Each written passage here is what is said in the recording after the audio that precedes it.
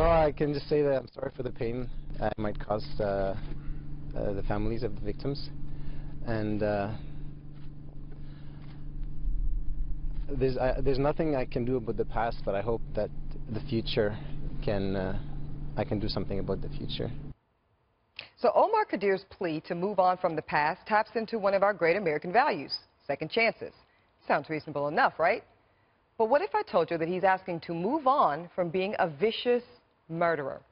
In 2002, at 15 years old, Khadr, a Canadian citizen, took part in a firefight in Afghanistan against the U.S. forces.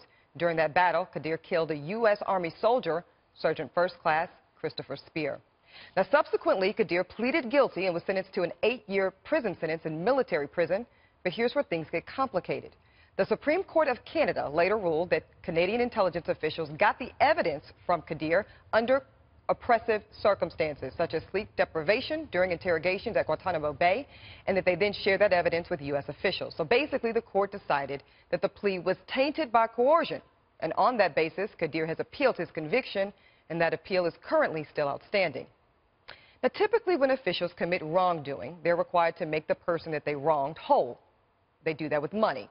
Now, in this case, Canada has agreed to pay Khadr $8 million for his pain and suffering. Now, I get that Canadian officials wronged him, but this just doesn't sit well with me. Two things happened here that we know of. We know the Canadian officials were wrong in their actions, and we still don't know whether or not Khadr is actually guilty of murder, but we know that he absolutely could be. And for me, until we resolve that on appeal, handing over $8 million today, well, that just doesn't seem like justice. Eric?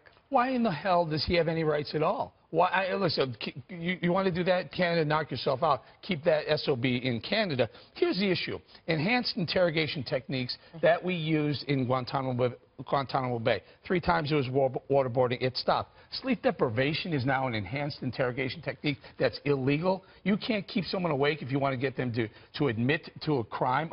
Forget a crime. A murder of a U.S. soldier. This is terrible. I wish he'd come back here. I wish he'd come back here. And you want to try him again, because I understand he did what he's being accused of. It's just the technique of getting him to admit to it that they have a problem with. Well, okay, a little bit more complicated than that, Eric. He's saying that he didn't do it. That's what he's saying. And he's saying that the only reason he agreed to plead guilty to it is because he was coerced. It was the he was very sleepy. Yeah. I've been pretty tired, but I've never said I killed somebody exactly when I was tired. Again, sleep deprivation, how? I don't know what that looks like. I'm not familiar with it. Like, were they actually forcing him awake? Can you really do that? Because there's been times where nothing can keep me awake. If I'm tired enough, I can sleep anywhere. I want to stop. I want a full stop, because here's the thing. I think this guy's disgusting. Certainly he did what he did. But forced confessions are a real problem in this country, right? You know, Central Park 5. So yes, people can be made to stay up. They're questioned for 24, 26 hours at a time, and that's not what we do here in America. So to your point, Eric, if Canada wants to he doesn't have rights. He's not an American citizen. He's not an American citizen. But this isn't us doing that, right? This is Canada. Rules and interrogation rules. I know, but I'm talking about in Guantanamo. We didn't have any rights. The criminal procedure laws, whether we like them or not, are written for the protection of innocence. If you live in a free and fair society like the United States or Canada tries to be, you have to ask yourself the rhetorical question, in order to protect innocence, would you let a killer go? Would you let a robber go in order to make sure that innocent people don't get caught in the net of injustice? That's the question that you ask yourself when you're examining this or any of these other cases. No. The difference here being he's not an American citizen. He but doesn't have... Canada. No, but I'm saying that Canada is applying the same procedural but prism. The activity that happened at Guantanamo Bay does not apply. You don't have the same rules of evidence and gathering evidence that you do to American citizens. I'm going to let you speak on it.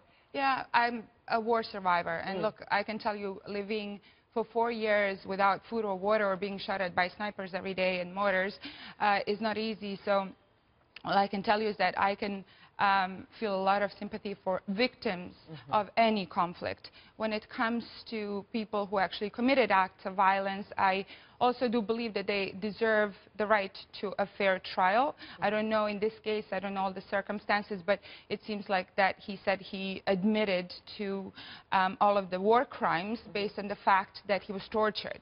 So while we don't know all the circumstances, my understanding is that the Canadian government wants to apologize and say, sorry, we didn't protect your human rights. I just think the Canadian government is just being too fast on this, Eric. Like, what about letting the appeal process take its course, find out either his conviction stands or it doesn't, and then you address the remedy of whether or not he was, coerced or whatever. I think we don't know an answer, so that's what really bothers me about giving him $8 million at this point. I just think we need to decide whether loud music and keeping terrorists awake is torture or not. I don't think it is. It's just something we need to address at some point.